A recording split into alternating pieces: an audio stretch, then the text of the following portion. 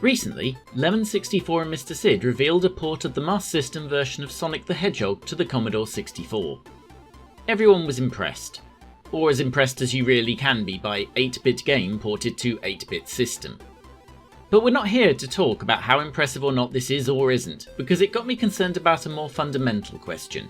And we might need to strap on our comment asbestos for this one, because it's gonna get all controversy-y. Because here's my contention.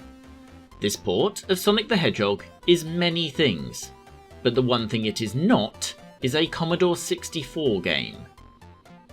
My reasoning for this is pretty simple.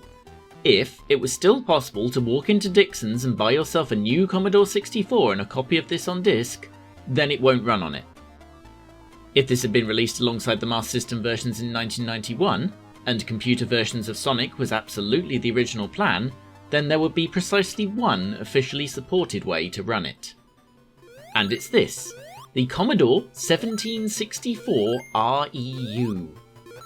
A 256KB expansion memory unit that was made in small numbers, and while unofficial units now exist, they're not commonplace.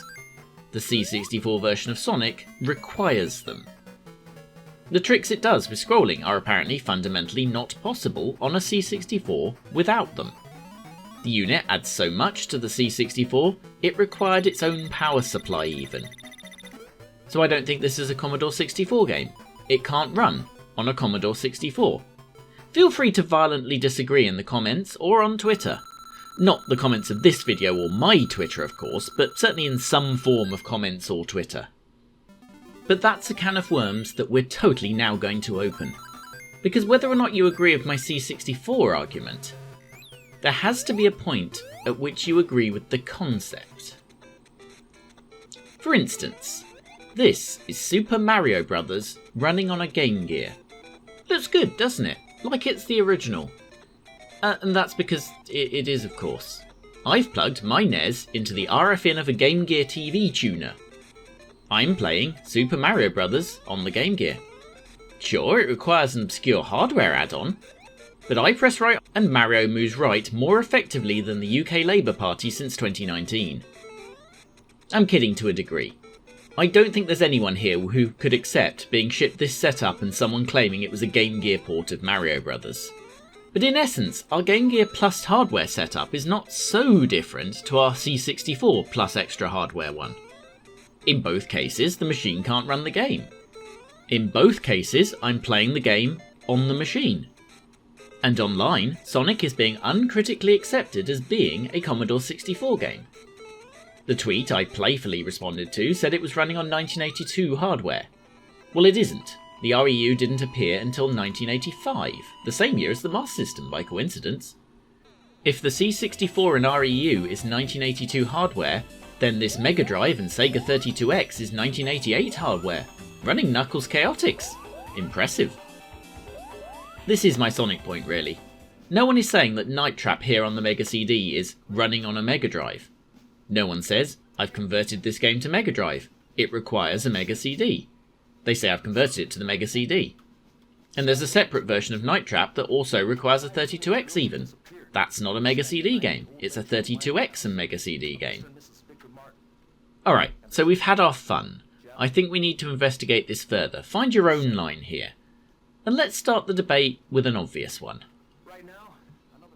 Star Fox. Here serving as an example of the Super NES's most famous capability expanding method, the Super FX chip. I could just as easily use one of the 10 or so other official games that contain the chip, and Super FX itself is a name for a small range of chips. Some were quicker than others, some had extra RAM, some had save RAM.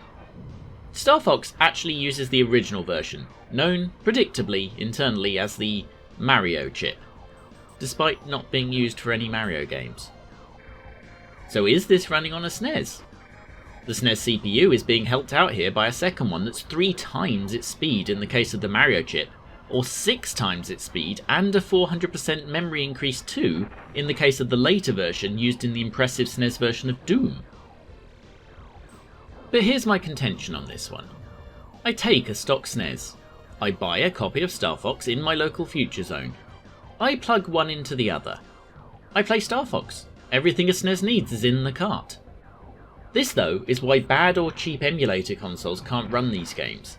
They're just sucking out the game code itself and running it on their own crappy internal hardware. It presents problems with period hardware on occasion too. The Super FX used extra pins at either side of the cartridge to communicate, as you can see here with my own copies of Star Fox and a non-FX game, here represented by Street Fighter II Turbo. The SNES of course was designed to support this from launch, but a few third-party add-ons didn't realise because Nintendo weren't exactly sharing those technical specs. And so some import pass-through cartridges or cheap devices can't actually accommodate a Super FX game. I'm not blaming that one on the SNES though. This is a SNES game. SNES. SNES.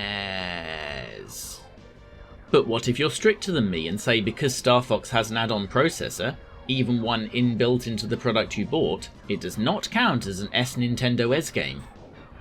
Well, we need a second can of worms then, because we are absolutely not done with the Super Nintendo. While the Super FX is the famous one, Nintendo had extra chips right from the start, most notably the DSP-1. This little box of tricks massively improves support for, essentially, maths in 3D. But if you're disqualifying a game from being a SNES game for this reason, you're losing some famous ones. Pilot Wings used it at launch. It's needed to make all this work. If you're a long Yesterzine viewer, you'll remember right back in episode 2 where Street Racer felt oddly flat not having the 3D pipes at the side of the Mario Kart tracks. Super Mario Kart could only do this because it had a DSP-1 and Street Racer does not. There's another 30 or so that use one processing chip or other in the SNES cart, most notably Super Mario RPG, a couple of the Kirby games, and Street Fighter Alpha 2. So are those SNES games? I say yes. But if extra hardware in the cart makes those a no, then so of course is Virtua Racing on the Mega Drive, the only time Sega tried that trick this generation. But we're not done with the SNES, because it'll do as an intro to another concept. The SNES can run Game Boy games directly with the Super Game Boy. Are those running on a SNES? Are titles using the power base converter running on a Mega Drive? And actually, those are two different questions. The SNES needs help with the Game Boy, it cannot emulate one. The Super Game Boy effectively has a Game Boy in the cart. The SNES isn't idle in this process, but the bulk of the work is being done in cartridge. So maybe they're not running on a SNES. But didn't we just decide that extra hardware on a cart didn't make a difference, so surely all these are SNES games now? It's not like the Super Game Boy can do anything without a SNES. I mean, look at it there. Run that cart. I dare you. See? Nothing. The power base, and indeed the many third-party clones of it, including the one they'll give you with the Analog SG, are more interesting. The Mega Drive has the Z80 CPU and the Texas Instruments programmable sound generator from the Master System built in. The power base converter is really nothing more than a plug adapter. It does nothing much with the actual hardware. This is why the analog converter works on a real Mega Drive, and any old Mega Drive converter works on the analog. It's also why the power base converter does not work with the Majesco-produced Genesis 3, because it re-implemented the Mega Drive side without those specific chips, and so there's nothing for the Master System games to run on. Virtua Racing doesn't work on those systems without modification either. So are all these now Mega Drive games? They run on a Mega Drive? All the hardware is in a Mega Drive? The only difference is you need a little pin adapter to plug them in. Literally all the work is being done by the console, not the cartridge. And if your contention is that you need an adapter makes it not a Mega Drive game, then we might have another problem. Because you'd probably tell me this is a SNES game. It's a perfectly normal American copy of Street Fighter II on SNES. Isn't it lovely? Trouble is, it won't run on a SNES. Well, not all of them anyway. Unless, of course, you have some kind of adapter to make it work anyway. It won't physically fit in the slot, and if it did, it would probably be like Stunt Race FX here, which actively checks the region of the console. So does region coding disqualify something? It doesn't run on all the machines anymore, after all. It needs the exact same amount of adapter as running a Master System game on a Mega Drive, and one with more electronics in fact. The absurdity point of the adapter argument is pretty easy to find. Sonic 3 and Knuckles. To play the whole thing of that, you need to plug a cart into another cart into a Mega Drive. Both work individually though as their own parts of the game, all of which is probably good, because Sega haven't re-released the thing in its entirety for about a decade, despite releasing Sonic itself approximately every 2 weeks on something or other. If rumours be true, I'll phrase the reason for this situation as Amiga action, and just let the 5 people who get that reference fill in the details for you. Backward compatibility too should be considered. Gran Turismo Sport here is a PlayStation 4 game, but it's also a PlayStation 5 one. The disc will run fine on that machine, so is calling it a PS5 game fair? And because this is very much a side point, I'm barely going to mention emulation, which is how some backwards compatibility like the Nintendo Switch Online library works. The Switch can run SNES games, except it can't, because this. But it can. And so we come slightly full circle, because for me, I disqualified C64 Sonic for needing an external memory expansion.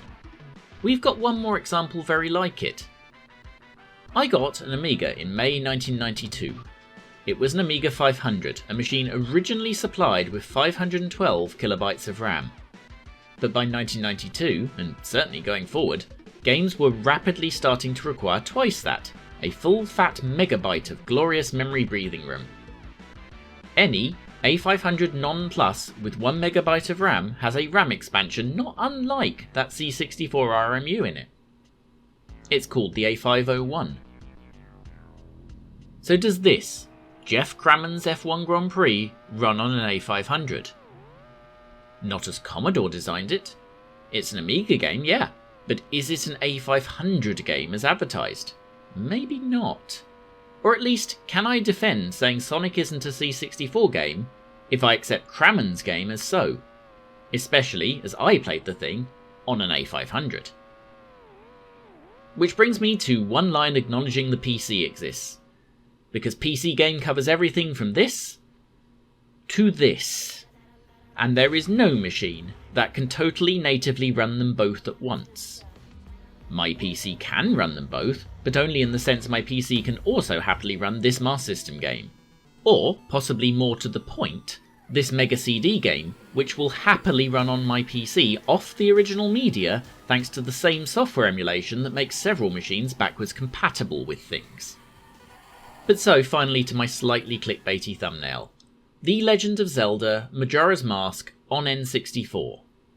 Because we are back to the same question. Is it an N64 game? Because maybe it's not. Can a stock N64 run Majora's Mask? No. No, it can't. If you put an official Majora's Mask cart into an official N64 of any region or revision, then it will not and cannot run. And the reason it can't run is it requires this, an official RAM expansion for the N64. And that's not to say it doesn't use it well. When compared to the unexpanded Zelda game, Ocarina of Time, it can do some noticeably lovely tricks. Draw distances are better, lighting is better, and many more things are done in real time. But that's kinda the point. Majora's Mask is a game the N64 can't play. But you'd struggle to find anyone who said it wasn't an N64 game. If it is an N64 game, then Sonic is a C64 game. But then, why isn't this a Mega Drive game? I use Majora's Mask deliberately here because there's only one other N64 game that required the expansion pack to even boot. It's Donkey Kong 64. But here's the thing, when you bought Donkey Kong 64, the expansion pack came in the box. Yes, it's a different plastic shell to the game itself, but is this really so different to Star Fox or Virtua Racing now? You bought the game, you plugged the things in, the game played. Having to plug 2 things in shouldn't disqualify it, should it? You might as well say F1 GP wasn't an Amiga game for having 4 discs. But Majora, it came naked. The combination of what you got in the box and an N64 does not run Majora's Mask. But of course on a technical level there's absolutely no difference between it and Donkey Kong 64. So why am I saying one is an N64 game and not the other? And then you're back to waving at any game that ran on a machine that needed expanding, however silly you'd argue that expansion was. Maybe you'd say it has to run on an official expansion, but then the 32X was one of those. The 64DD was one of those, and the cancellation of said device is actually Majora's problem. And if you want to be really silly, Microsoft are now delivering Xbox Series exclusives to their Xbox One owning customers via cloud streaming. Given those work just by clicking the icon on an Xbox One, you could argue they're more Xbox One games than Majora is an N64 game. And because you can officially install RetroArch on an Xbox, technically an Xbox now plays more PlayStation games than any given PlayStation. I don't have a full conclusion, but I feel that if you're going to say I got X running on a Y, you really should be doing it on just a Y. Impressive though Sonic is, I don't think it counts, as opposed to say Pinball Dreams, which Batman Group do have running on a stock CPC. Otherwise you're opening yourself up to any number of massive hardware upgrades as a shortcut to solving your problems. But what do you think? How do you come down on any or all of these examples? Is Sonic a C64? Is Majora an N64? Want to make a case against Star Fox? Or even Sir Jeff? Let me know in the comments, just give me time to get the hazmat suit on first. And then join us last Friday of every month for Yesterzine itself, where we look through an old magazine, play the game that reviewed worst, the game that reviewed best, and then see if there's anything else in gaming back then that we can ruin for everyone. Goodbye!